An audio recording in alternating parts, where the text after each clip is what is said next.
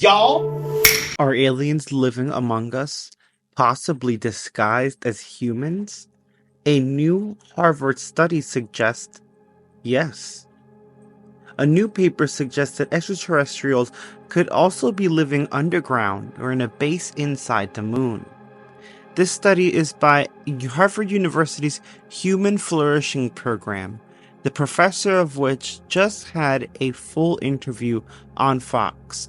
That entire interview will be at the end of this video, so make sure you stick around. The study puts forward the idea that UFOs, or Unidentified Aerial Phenomenon UAP, may be spaceships visiting their Earth-based alien friends. The researchers have investigated so-called cryptoterrestrials.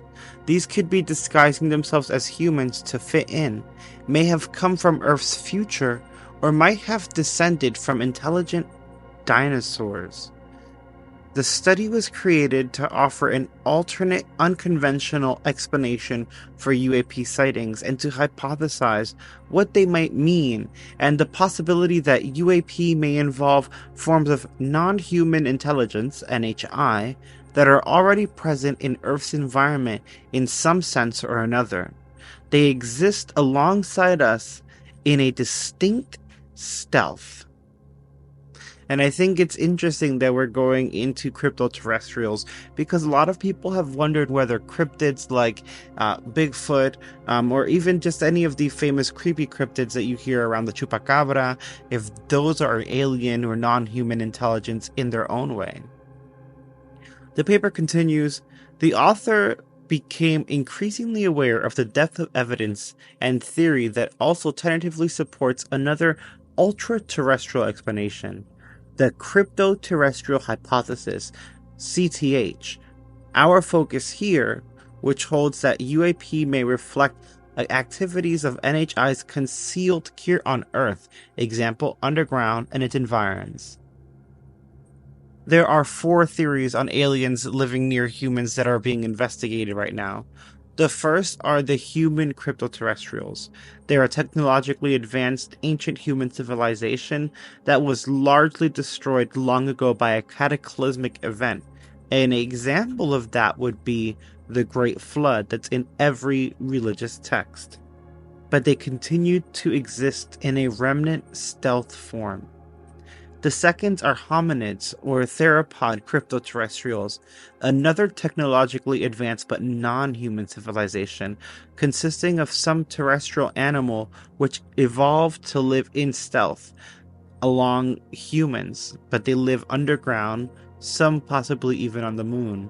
The paper suggests these could be an ape-like hominid descendant or a descendant of unknown intelligent dinosaurs.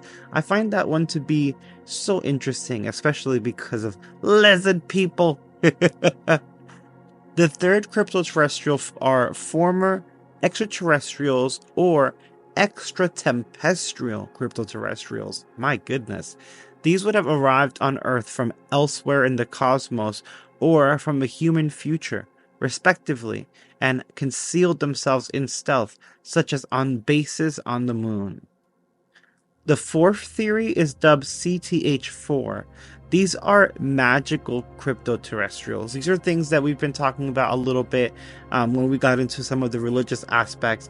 These are things like angels and fairies and jinn. Entities which are less like homegrown aliens and more like earthbound angels.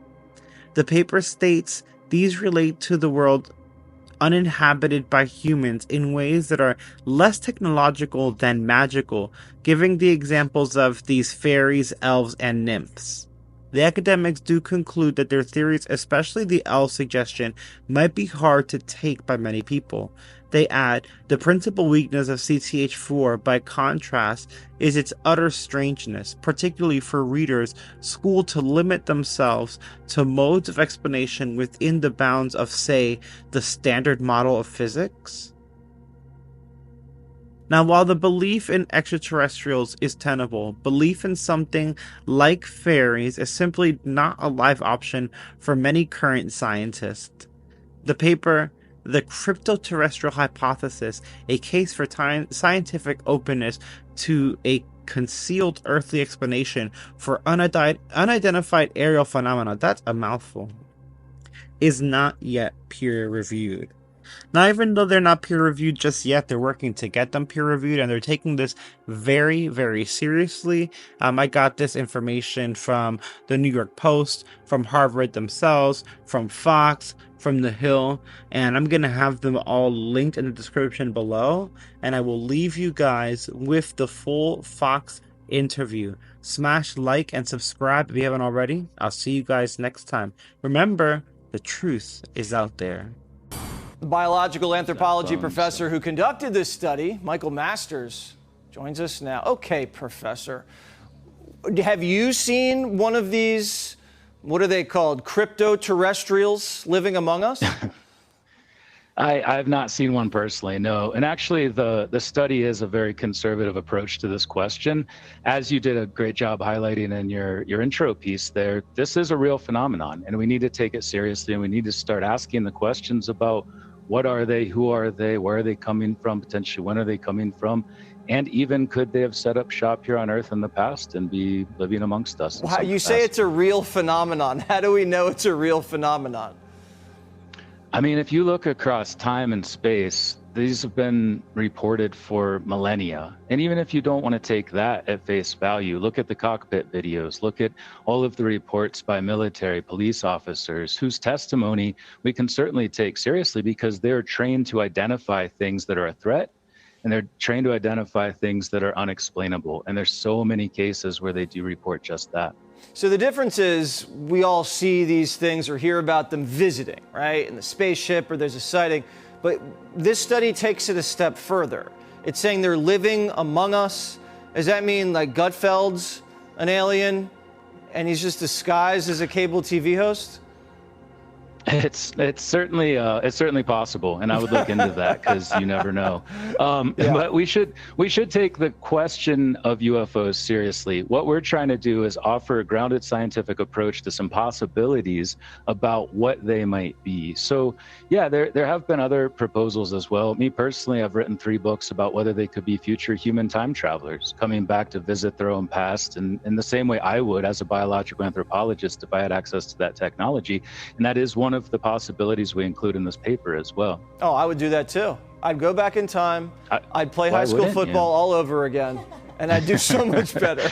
and you know what the other team's going to do because you're from the future. I'd pick off every pass. It'd be great. All right, Michael Masters, thank you again. I got to research some of your studies a little further. Have a great weekend. Smash like and subscribe, and I'll see you in the next video.